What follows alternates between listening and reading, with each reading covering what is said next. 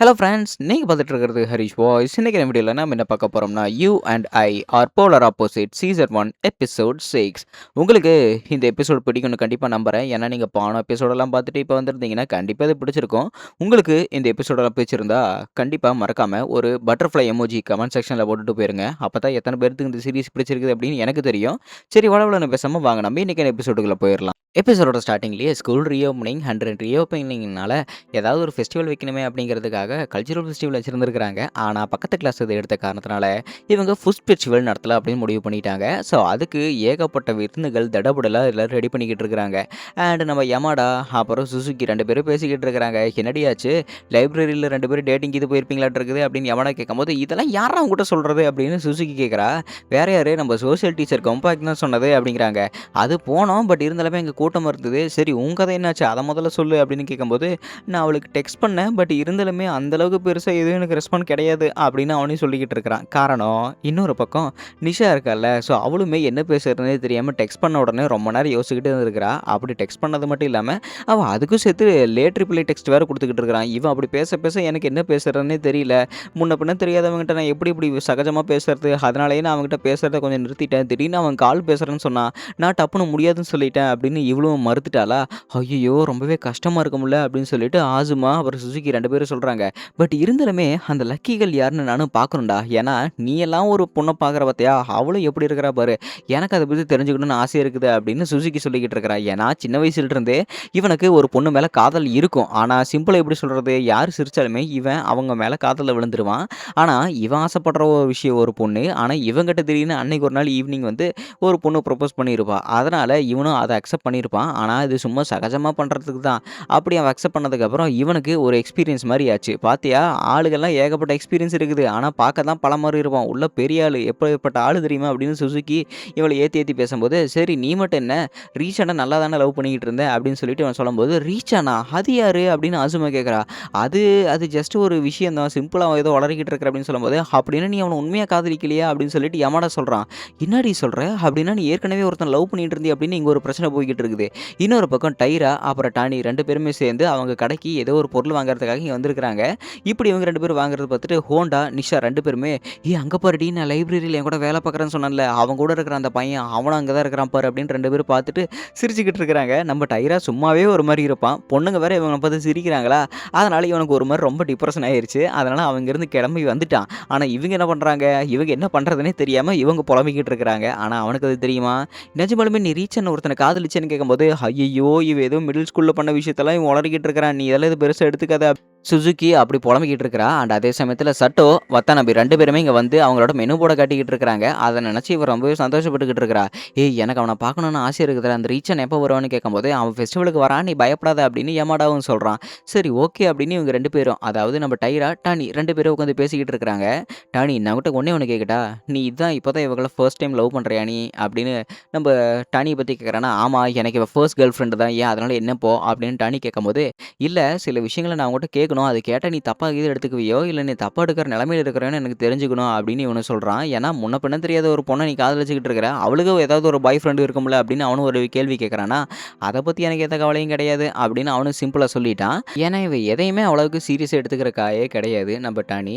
And இவங்களோட எல்லா வேலையுமே இங்கே முடிஞ்சிருச்சு. இப்போ கெஃபே ஆரம்பிக்கிற நிலமையிலையும் வந்துருச்சு. எல்லாருமே அவங்களுக்காக யூனிக்யூ டிஷர்ட்டு, யூனிக்யூ இடம் எல்லாமே போட்டாங்க. காலையில் அதாவது ஃபர்ஸ்ட் டைமு அவங்க ஸ்டூடெண்ட்ஸ் எல்லாருமே இவங்க வந்து பார்ட்டிசிபேட் பண்ணி அவங்க சாப்பிட்றதுக்கு ஏற்ற மாதிரி. ஸோ அதேனால இவங்க எல்லாருமே ரொம்பவே சந்தோஷமாக கொண்டாடிக்கிட்டு இருக்கிறாங்க. எல்லாருக்குமே நல்லா சர்வ் பண்ணிக்கிட்டு இருக்கிறாங்க. ஃப்ரெண்ட்ஸ் எல்லோரும் ஒன்றா சேர்ந்து இவங்களுக்காக என்னென்ன பண்ணணும் அப்படின்னு அவங்க மனசுக்கு பிடிச்சது எல்லாத்தையுமே அவங்க டிஷர்ட் எழுதிக்கிட்டு இருக்கிறாங்க. அதே மாதிரி சுசுகியோட டிஷர்ட்லேயும் நம்ம டானி எழுதிக்கிட்டு இருக்கிறா, அன்புள்ள சுசுகி, நீ அவனை என்ன எழுதுறன்னு எனக்கு நல்லாவே தெரியுது அப்படின்னு இவன் வெளியே படித்து கட்டிக்கிட்டு இருக்கிறான். டைரா, அதெல்லாம் எதுக்கிட்ட வெளியே படித்து கட்டிக்கிட்டு இருக்கிற அது மட்டும் இல்லாமல், ஆமாம் டானி, நீ என்ன அவளோட இன்னும் செகண்ட் பேர் சொல்லி கூப்பிட்டுக்கிட்டு இருக்கிற, அவளோட முதல் பேரை சொல்லி நீ கூப்பிட மாட்டே அப்படின்னு எமாடா அங்கே இருக்கிறவங்களா கேட்கும்போது, அதெல்லாம் ஒன்றும் வேண்டாவா, நீ நானும் வெளியே சுற்றி பார்க்க போகலாம் அப்படின்னு சொல்லிட்டு சுசுகி டானி 2 பேருமே ஒன்றா சேர்ந்து வெளியே சுற்றி பார்க்க போகிறாங்க. அண்ட் அதே சமயத்தில் இவங்க ஏற்கனவே அங்கே முன்ன பின்ன வந்துட்டு போயிருப்பாங்கள்ல, அதே மாதிரி கடைகளை வந்துட்டு போயிட்டு இருக்கிறாங்க. இன்னொரு பக்கம் ஃபோட்டோஷாப் ஸ்டுடியோ அப்படின்னு ஏதோ ஒரு அங்கே கிளப் இருக்குது. அந்த கிளப்பில் நம்மளோட அந்த நிஷா தான் உட்காந்துக்கிட்டு இருக்கிறா. ஸோ நிஷா உட்காந்துக்கிட்டு இருக்கிறத பார்த்துட்டு அங்கே இருக்கிற எல்லாருமே வந்துட்டு போய்கிட்டு இருக்கிறாங்க. இவ்வளோ பேசுறதுக்கு பயம் அப்படின்னு, பாவம் பொண்ணு யாருமே கிடையாது. ஐயோ, இவன் லைப்ரரியில் வேலை பார்க்குற டானியாச்சு, திடீர்னு அந்த பொண்ணு என்கிட்ட வந்து கேட்க போகிறா, இப்போ நீங்கள் 2 பேரும் ஒன்றா தான் வேலை செய்கிறீங்களா அப்படின்னு நானும் நானும் புலம்ப போறேன் அப்படின்னு அவ யோசிச்சுக்கிட்டு பயந்துகிட்டு இருக்கிறா. அப்படி பதற மாரி நம்ம சுசுகி எதுவுமே கேட்கவே இல்ல. இந்த ஃபோட்டோஸ்லாம் நாங்க பார்க்கலாமா? இந்த ஃபோட்டோஸ்லாம் யார் எடுத்ததுன்னு கேட்கும்போது, "அதுவா அந்த ஃபோட்டோ நான் தான் எடுத்தேன்" அப்படின்னு அவளும் சொல்லிக்கிட்டு இருக்கிறா. "ஓ! உண்மையிலேயே அற்புதமா ஃபோட்டோ எடுத்திருக்கிறீங்க. இந்த பூவெல்லாம் உண்மையிலேயே சூப்பரா இருக்குது. சரி நீங்க எல்லாம் ஒண்ணா சேர்ந்து செஞ்சதா? இல்ல தனித்தனியா செஞ்சதான்னு?" கேட்கும்போது, "தனித்தனியா குரூப்ல இருக்கிறவங்க எல்லாருமே எல்லாம் சேர்ந்து செஞ்சது தான். நாங்க ஒண்ணாலாம் என்னைக்குமே ஒண்ணா போய் ஃபோட்டோ எடுத்ததில்ல" அப்படின்னு இங்க நிஷா சொல்லிக்கிட்டு இருக்கிறா. "ஓ! அப்படியா?" அப்படின்னு இங்க இருக்கிற எல்லா விஷயத்தையும் எக்ஸ்ப்ளைன் பண்ணிக்கிட்டு இருக்கிறாளா? எங்களுக்கு எக்ஸ்ப்ளைன் பண்ணதுக்கு ரொம்பவே தேங்க்ஸ் நிஷா. நாங்க இங்கிருந்து கிளம்புறோம் அப்படின்னு 2 பேரும் கிளம்பி போயிட்டாங்க. இவளுக்கு கான்ஃபிடன்ஸ் சும்மா அள்ளுது. ஏன்னா, முன்ன பின்ன தெரியாதவங்க கூடயே இவ்வளவு நல்லா எக்ஸ்ப்ளைன் பண்ணிக்கிட்டு இருக்கிறா. அப்படின்னா என்னால முடியும். நான் தான் பைத்தியக்காரி மாரி பயந்துகிட்டு இருக்கிறேனா அப்படின்னு இவ தன்னம்பிக்கைய ஏகரிச்சுக்கிட்டுக்கிட்டு இருக்கிறா. அந்த அந்த தன்னம்பிக்கை எல்லாம் ஒருத்தன பார்த்தோனே புஸ்வானமாயி போச்சு.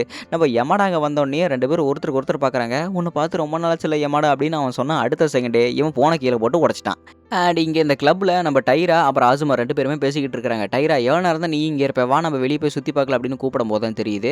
இவங்க 2 பேருமே வெளிய வரும்போது இன்னொரு பையன் வந்து, "நீங்க எங்கேயாவது யமடாவ பார்த்தீங்களா? நான் அவன தேடிக்கிட்டு இருக்கிறேன்" அப்படின்னு அவனும் சொல்றான். நாங்க அவன பார்க்கலன்னு சொன்னதுக்கப்புறம் அவன் இங்கிருந்து கிளம்பி போயிட்டான். "ஏய்! இவன் யமடாவ தேடி வந்திருக்கானா? அப்படின்னா இவன் யாரா இருக்கும்?" அப்படின்னு நம்ம ஆசுமாவும் வாய பொளந்து பார்த்துக்கிட்டு இருக்கிறா. அண்ட் நம்ம சுசுகி வாங்கிட்டு வந்த சில இனிப்பு பொருட்கள் எல்லாம் கீழ விழுந்த உடனே, அத எடுக்கிறதுக்காக இவனும் கீழ குமியிறானா, "ஹே! மிக்கு எப்புட்ரி இருக்கிற?" அப்படின்னு அவனும் ஒரு பக்கம் கூப்பிடுறான். இவனுக்கு ஆச்சரியமா இருக்குது. யார்றா இவன்? திடீர்னு இவளோட முதல் பேர சொல்லி கூப்பிடுறான் அப்படின்னு கேட்கும்போது, இவன் தான் ரீச்சன். அதாவது இவன் பேரு ஒக்கா. ஸோ நாங்க எல்லாருமே ஒண்ணா மிடில் ஸ்கூல்ல படிச்சவங்க அப்படின்னு சொல்லிக்கிட்டு இருக்கிறா. "எப்படி இருக்கிற மிக்கு? நல்லா இருக்கிறியா?" அப்படின்னு அவனும் ரொம்பவே ஜாலியா கேட்கும்போது, ஒருத்தனுக்கு சும்மா அப்படியே வயிறு எரியுது. யார்றா அவன்?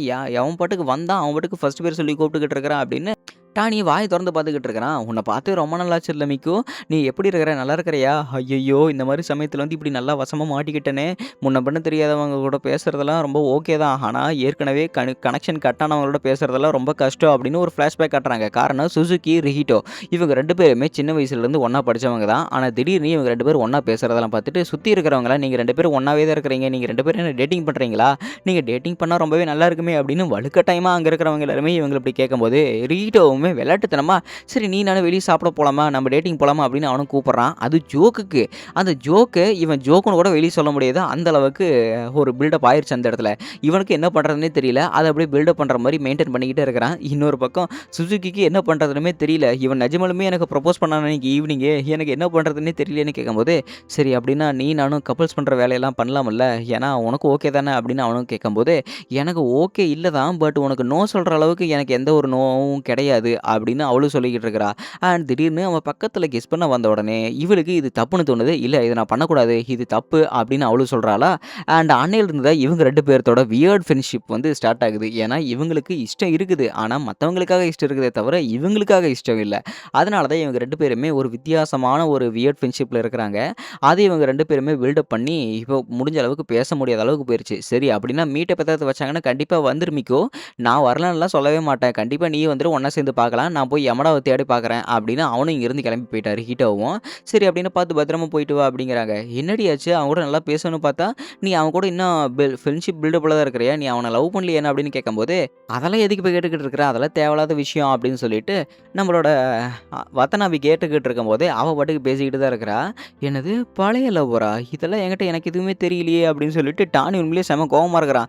வந்த வேலை முடிஞ்சுது. எங்க செருப்படி விழுகிறதுக்குள்ள நாங்க இங்கேருந்து ஓடிடுறோம். பார்த்துக்க சுசுகி அப்படின்னு 2 பேருமே இங்கேருந்து ஓட்டமா ஓடிட்டாங்க.